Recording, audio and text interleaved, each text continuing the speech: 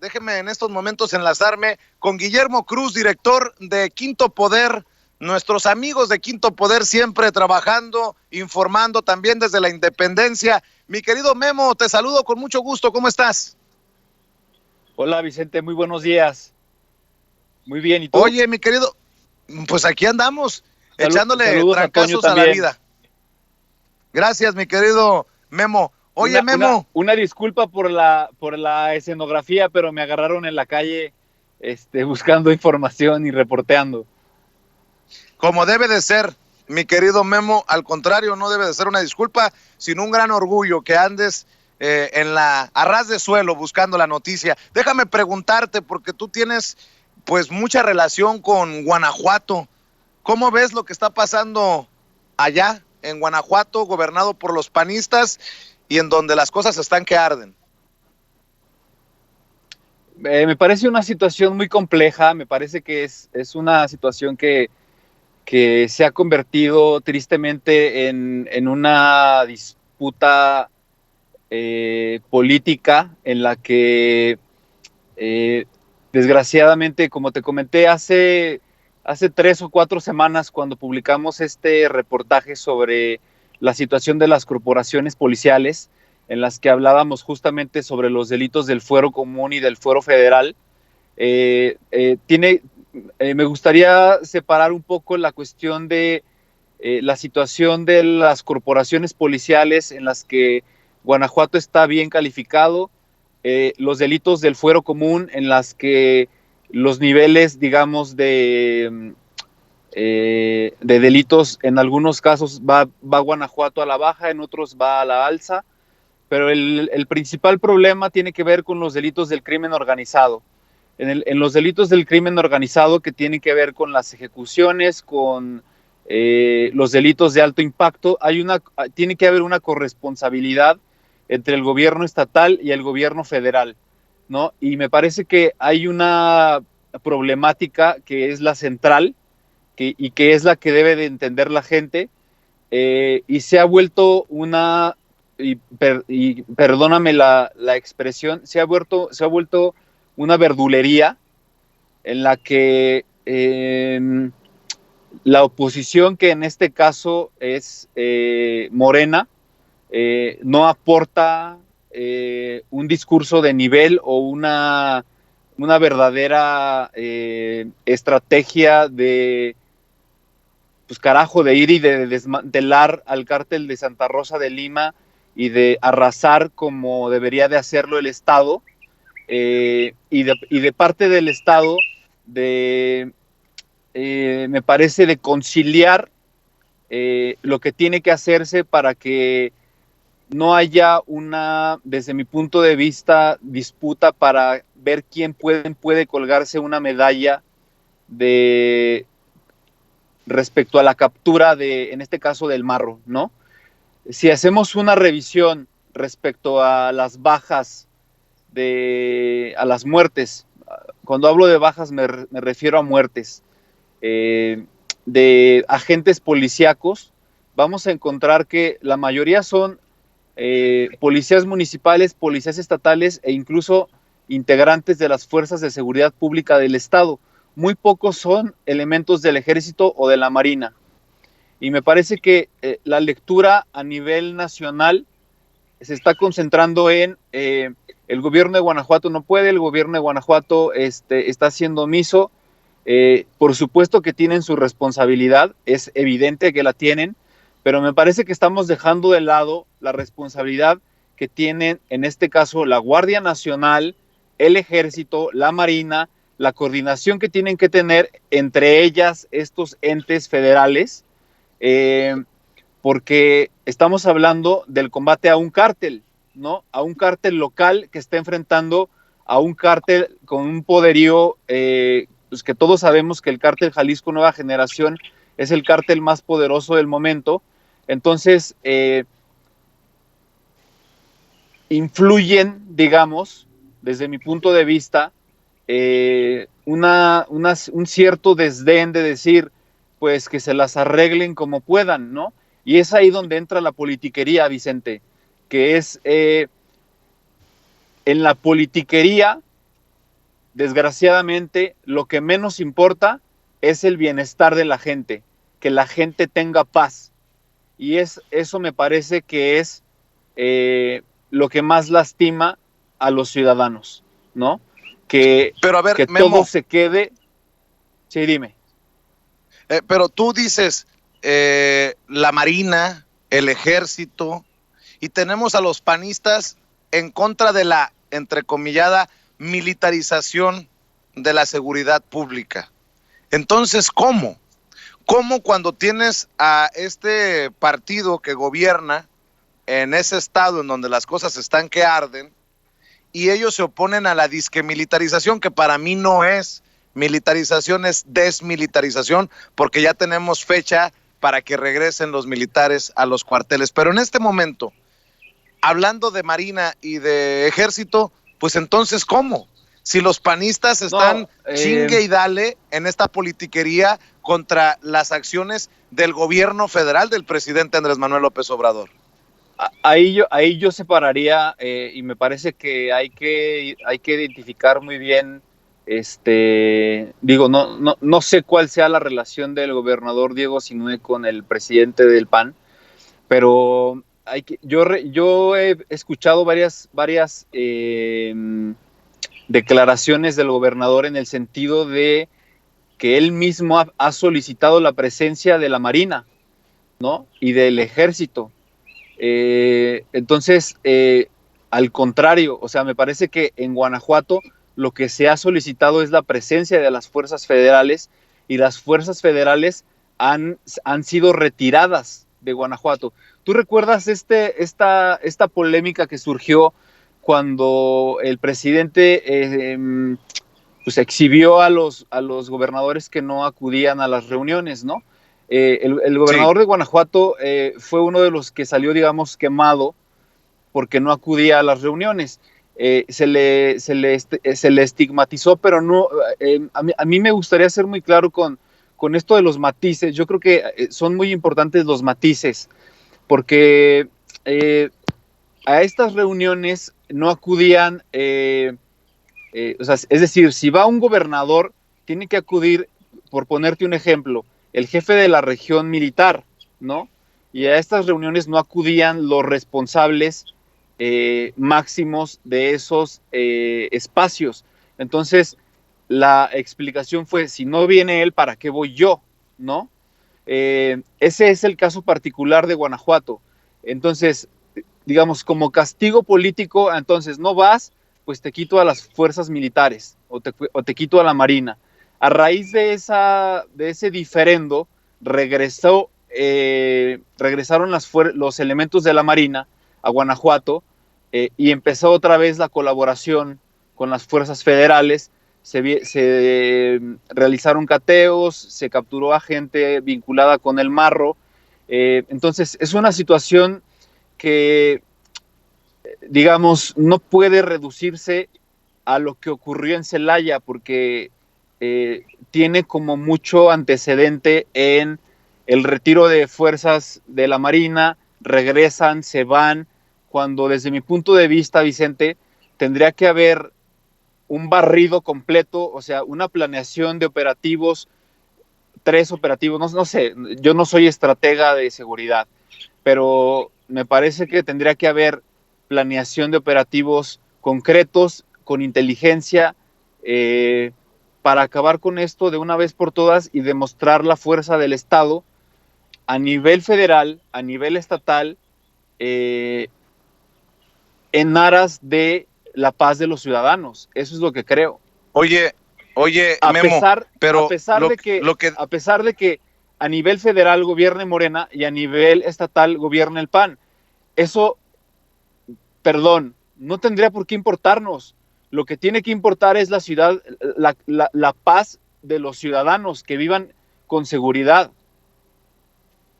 Y tengo entendido que las fuerzas federales tienen 4 meses en Guanajuato. Tengo entendido que las fuerzas federales llevan 4 meses ya en Guanajuato. No, es que las fuerzas federales van y vienen. Ese es el problema. Y te lo digo porque yo tengo familiares ahí y me parece un asunto me parece un asunto de raja política en el que salgan legisladoras y digan, vamos a hacer un plan. No hagan un plan, hagan operativos y tomen acciones y solucionen lo que tienen que solucionar. Y te lo digo así, Vicente, porque yo tengo familiares en esos municipios o cerca de esos municipios que viven el pavor que se siente el estar cerca de esos municipios, el no poder cruzar las vías por estos bloqueos de esta base social que tiene el cártel de Santa Rosa de Lima y que no pueden tener la certeza de que un día pueda ocurrir algo, ¿no? Entonces, que no se hable de establecer coordinación, de tener una mesa de diálogo con el gobernador. No, pónganse a trabajar. Eso es lo que yo diría. Y lo digo así, con el conocimiento de causa de familiares, amigos, conocidos, empresarios, bueno, pequeños empresarios que me dicen, oye, no puede ser que no puedan establecer diálogo, que los militares se vayan, que los marinos se vayan y que vengan simplemente, se hace un relajo, queman automóviles y de repente nos abandonan, ¿no? Entonces, y ahí están los muertos de las corporaciones estatales y de repente tú ves convoyes de la Guardia Nacional y se van, ¿no? Entonces, desgraciadamente se ha convertido en una cuestión de disputa política cuando tendría que convertirse en una prioridad para garantizar la seguridad de los ciudadanos. Y en este sentido de corresponsabilidad, ¿qué tanto es responsabilidad también del gobierno de Guanajuato en esto que tú estás mencionando, Guillermo? Yo creo que es una responsabilidad compartida, absolutamente compartida, pero me parece que vuelvo a lo central, Vicente. Tiene que haber diálogo, tiene que haber madurez, y me parece que esta lógica de liberales conservadores, fifís, chairos, no sirve, no puede continuar. Me parece que en este asunto en particular que se vive todos los días, que le cuesta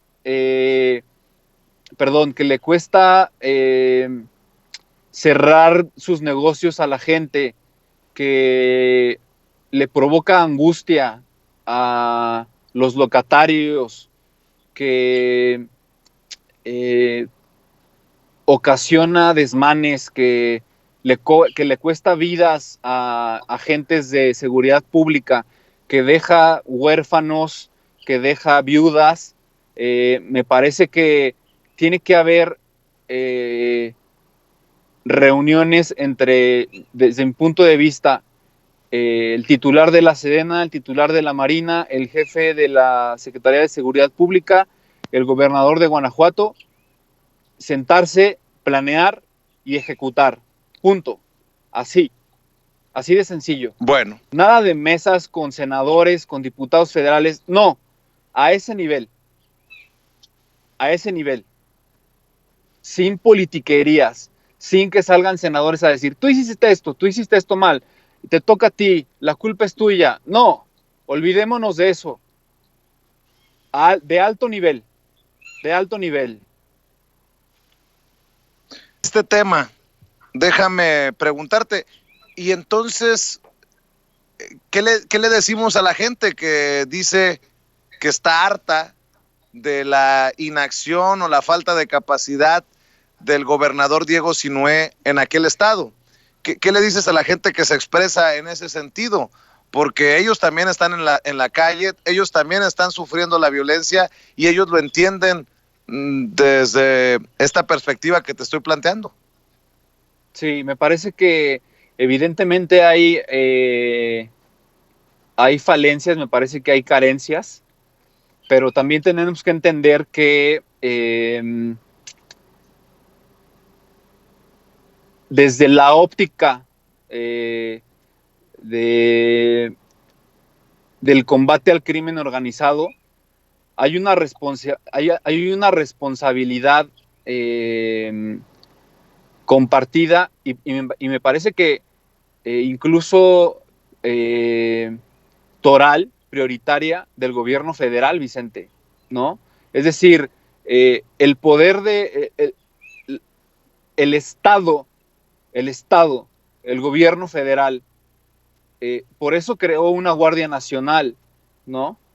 No puede ser que haya preferencias de, ok, mandamos a tantos elementos a Veracruz, mandamos a tantos elementos a el Estado de México, mandamos a tantos elementos a Morelos, pero a Guanajuato,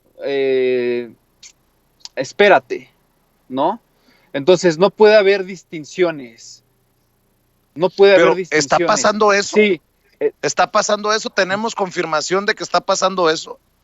Si Desde son las mi fuerzas punto de federales vista, sí. las que resguardan la refinería de Salamanca ante las amenazas.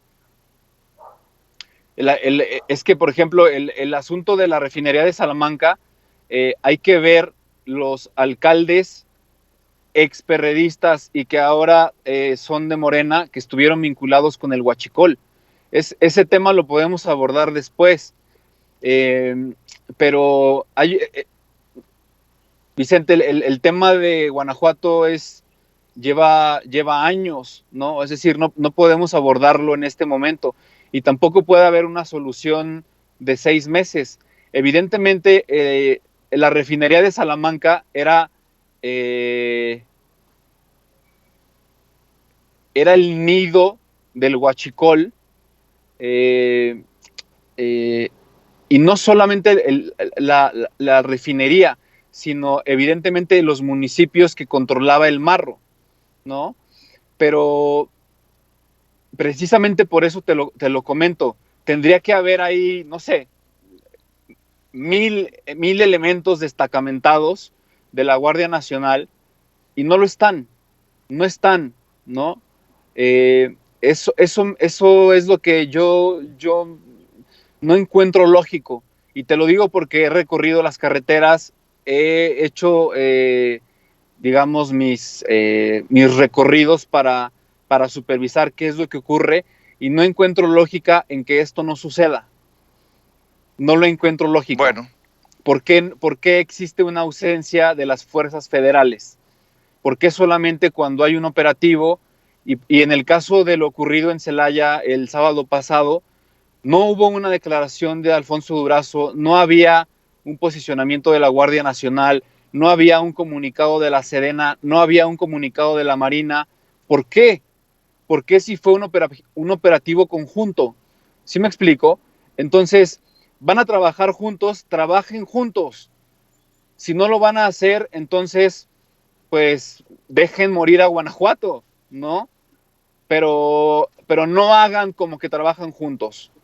Si no van a trabajar juntos, y te lo digo en un sentido de una especie de agravio personal, porque mi familia vive ahí, porque yo he vivido ahí, porque estoy viviendo ahí, es una situación de indefensión en la que, señores, pagamos nuestros impuestos, queremos vivir tranquilos, si van a esforzarse porque tengamos tranquilidad, háganlo. Pero si no, pues no hagan como que están trabajando por nuestro bienestar, ¿no? Bueno, deja otro tema. Felipe Calderón resultó muy agraviado. Felipe Calderón anda herido por lo que dice el presidente Andrés Manuel López Obrador. Sí, y Felipe Calderón ha soltado una serie de tweets. Te voy a pedir tu opinión. Dice: con todo respeto, pero el presidente López Obrador miente. Yo no me fui terminando mi administración a formar parte del Consejo de Administración de Iberdrola. Al salir fui invitado por la Universidad de Harvard a hacer una estancia académica como Global Leader Fellow y estuve en mi alma mater durante 1 año y medio en que duró el programa. y aunque la ley disponía que para evitar conflicto de interés había que esperar un año para trabajar con alguna empresa relacionada, yo esperé casi 4 años antes de aceptar cualquier propuesta de trabajo. Miente también al decir que en mi gobierno se obsequiaron contratos o privilegios a la empresa. De hecho, fue el sexenio en que menos autorizaciones de producción obtuvo. Entiendo que solo un parque eólico de 100 megawatts en Oaxaca, comparando la planta que hoy cancelan, es de 1,200 megawatts. Mientras tanto, he vivido de mis conferencias, asesorías y libros como decisiones difíciles. Mi pensión hace años la donaba a niños con cáncer que ahora se han quedado sin apoyo. He pagado puntualmente mis impuestos. No sé si él ha pagado y he publicado siempre mi patrimonio. Todo esto busca desviar la atención del fracaso que está teniendo el gobierno en el manejo sanitario y económico de la pandemia, de miedos o prejuicios frente a la inversión. La inversión global no amenaza la soberanía. Lo que amenaza la soberanía es el sometimiento a Trump. Dame tu opinión acerca de esta reacción virulenta del expresidente Felipe Calderón. Me parece que todo está originado por la prácticamente confirmada cancelación de la inversión de Iberdrola en Tuxpan, ¿no? Sí, señor. El presidente López Obrador ha señalado en varios momentos cómo exfuncionarios que trabajaron para Felipe Calderón se vincularon a esa empresa. Perdón.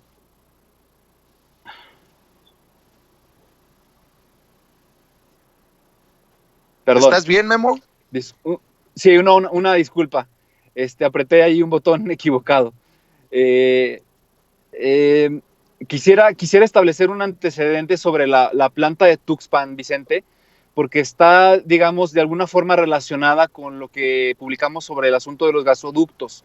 La planta de Tuxpan, que Iberdrola ahora, digamos, en un amago avisa que cancelaría su inversión, es la que está relacionada con el gasoducto marino. Si bien recuerdas, una de las partes principales del gasoducto marino que llegaba precisamente a Tuxpan era que el gasoducto que llegaba, digamos, son dos partes. Hay un gasoducto que iba de Brownsville, Texas, al sur de Texas, y a Nueces, y de ahí había otro gasoducto que era de Nueces a Tuxpan, ¿no? Ese gasoducto tenía que llegar a la planta de Tuxpan, que en el gobierno de Peña nunca se reconvirtió para que recibiera gas natural, sino que generaba energía con base a combustóleo, ¿no? Evidentemente ese era un negociazo, porque imagínate que llegaba gas natural, crean toda una infraestructura para generar energía con base a gas natural, y de repente te encuentras con que la planta genera energía con base a combustóleo. Entonces, era toda como una trama para, pues, enriquecerse, ¿no? Ahora entiendo por qué el presidente López Obrador está exhibiendo Iberdrola, y por qué a Iberdrola ahora, victimizándose de alguna forma, pues ya no le conviene invertir en Tuxpan, porque después de la renegociación de los gasoductos, los márgenes de ganancia, imagino, ya no van a ser los mismos que los que hubieran obtenido antes, ¿no? Con toda esta, digamos, reestructura que está haciendo tanto la CFE como la Secretaría de Energía para ahorrarle dinero a la hacienda pública. Este es el origen de todo, ¿no? Ahora bien, sobre lo del Calderón, no me sorprende. Hay evidentes conflictos de interés, en el sentido de que, y no solamente es con Calderón, hay exfuncionarios de Peña, exfuncionarios de Zedillo, como Carlos Ruiz Sacristán, que trabaja en Yenova, que es una de las empresas involucradas en los gasoductos. La verdad es que no le concedo demasiada importancia a los tweets de Felipe Calderón. Es un personaje desacreditado. Creo que su palabra cada vez vale menos. Lo que ocurra o no con Iberdrola, me parece que será ganancia para México si no invierten, porque la no inversión de Iberdrola, lejos de ser una pérdida para México, va a ser un ahorro para nuestros impuestos y para la hacienda pública. Eso te lo puedo garantizar, porque con el conocimiento de los contratos, me parece que seguramente eran ventajosos y ahora si se bajan del barco es porque no van a poder lucrar como lo pretendían en su momento las empresas gaseras. O sea que no tiene nada que ver con las visiones políticas ni las acciones que está tomando el presidente Andrés Manuel López Obrador, como se lo han querido enjaretar los enemigos del presidente. Esto, dices tú, tiene que ver porque Iberdrola, ahora que se hizo el replanteamiento y la renegociación por los gasoductos, pues no le conviene, punto. Yo creo que es como una cadenita, es decir, primero estaban los gasoductos, después seguían las plantas. Entonces, si se renegociaron las tarifas de la transportación del gas natural y se renegoció la duración de los contratos, eso evidentemente afecta los términos en los que funcionará la generación de energía en las plantas. Evidentemente, esto tendrá una afectación en los márgenes de ganancia de la construcción y de los márgenes de ganancia de las plantas. Esa es mi lectura, Vicente. Te lo digo sin tener en mi mano los contratos de esas plantas. Evidentemente había un plan para construir y para habilitar como plantas de ciclo combinado. ¿Qué es ciclo combinado? Que las plantas generaran electricidad a través de combustóleo y a través de gas natural. Eso debió haberse hecho en el sexenio de Enrique Peña Nieto. No lo hicieron porque se atascaron con el negocio de los gasoductos, ¿no? Esa fue una herencia que le dejaron al actual gobierno. Entonces, Iberdrola justifica, desde mi punto de vista, justifica su paso al costado en no invertir, en los ataques del presidente, en el decir no se respeta o no se quiere la inversión privada, pero en realidad lo que yo creo es que el negocio ya no les conviene, entonces mejor dicen, ahí nos vemos, eh, eh, esto no nos va a hacer tan millonarios como pensábamos, y ahí se ven, ¿no? Esto yo creo es benéfico para la hacienda pública y le va y si se concreta, si no es solamente un amago o un chantaje en la arena pública, le evitará a México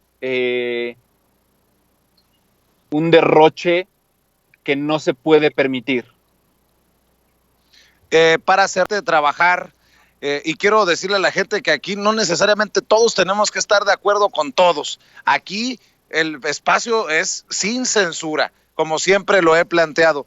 Déjame preguntarte tu opinión, porque hay mucho run en torno a esta empresa que nos vendió los montajes, Carlos Loret de Mola, como suya, junto a Broso, y ahora el reportero independiente Julio Cerroa dice que la empresa no es ni de Loret de Mola ni de Broso, sino de un personaje que fue cercano a Silvano Aureoles, hoy gobernador de Michoacán. Y ahora vemos a María Scherer, la heredera de la revista Proceso, esposa del hermano de Margarita Zavala, el cuñado de Calderón, en esta empresa. Dame tu opinión de esto. ¿Tiene impacto en la revista Proceso que la dueña ande haciéndole el juego a este señalado como golpeador del gobierno? Hemos sido muy críticos de Loret de Mola, tú y yo, por mucho tiempo. Dame tu opinión de esto que estamos viendo. Se le agrega el ingrediente Monreal, que va a hacerle el apapacho a Carlos Loret de Mola a pesar de todo lo que está ocurriendo. Dame tu opinión de esto que te comento. Bueno, yo pienso que Monreal es, sobre lo de Monreal, yo creo que él es muy pragmático. Yo no compraría que fue a hacerle el juego. Yo creo que Monreal, eh, eh, digamos, a veces juega en dos pistas o está eh, como, como midiendo las aguas. Eh, Creo que ha tenido sus diferencias incluso con él. Entonces me parece que pudo haber ido a estudiarlo. Ahí lo dejo. No lo eximo, pero me parece que Monreal es un personaje muy hábil, es un político muy hábil y no lo crucificaría como lo están haciendo muchos. Creo que puede estar tanteando las aguas. En el caso de María Scherer, me sorprende, la verdad es que no lo entiendo. Lo habría entendido de Juan Ignacio Zavala. Me llamó mucho la atención la revelación de Julio Cerroa. Eh, Aún así, creo que está en su derecho de que lo financie quien tenga que financiarlo. Aquí lo que me parece cuestionable es que, como dijo bien Julio, Carlos había dicho que su plataforma era ajena a cualquier interés político, ¿no? Y me parece que eso lo retrata una vez más, eh, otra vez más, y me parece que otra vez queda de manifiesto que el problema más grave que vivimos en México en lo que tiene que ver con los medios de comunicación es la poca memoria que tenemos, ¿no? Porque me parece que hay periodistas que han plagiado contenidos, que han, como Carlos, estado involucrados en hechos vergonzosos, a los que desgraciadamente la audiencia los sigue considerando referentes, ¿no? Lo de María, sinceramente no lo entiendo, sobre todo viniendo de una familia que ha aportado mucho al periodismo, y me gustaría evaluar qué viene, qué sigue, si sigue participando, si no lo sigue haciendo. Pero me llama mucho la atención el que haya aparecido ahí. Reitero, tienen su derecho de tener un espacio, pero lo que no compro es esto en lo que hacía énfasis Julio Vicente, y me parece que es lo más valioso que puede aportarle uno a su audiencia, y eso es no engañarlos, ¿no? Es decir, tú le puedes decir a tu audiencia, yo no recibo un peso del PRD o de nadie vinculado con el PRD, pero si resulta que finalmente te financian personajes cercanos al PRD, pues lo que habías dicho es falso. Entonces, ¿con qué cara los ves? ¿No? Entonces, Claro. eso es para mí lo más valioso, porque entonces le mentiste a tu audiencia, le has estado mintiendo todo el tiempo, y eso te descalifica como periodista, y sobre todo, pues es cuando les das la cara, ¿no? Entonces, ¿con qué cara lo haces? Así es. Sabemos Oh, que hay muchos colegas a los que no les importa eso, pero me parece que a personas como a ti y a mí sí nos importa, ¿no? así es. Y por eso precisamente en esta independencia yo te pido que te despidas invitando a las personas para que sigan lo que escriben y lo que hacen en Quinto Poder, Memo. Gracias, Vicente. Sí, los invitamos a que nos sigan en quinto-mediopoder.mx y en nuestras redes sociales, tanto en Twitter como en Facebook, @quintopodermex.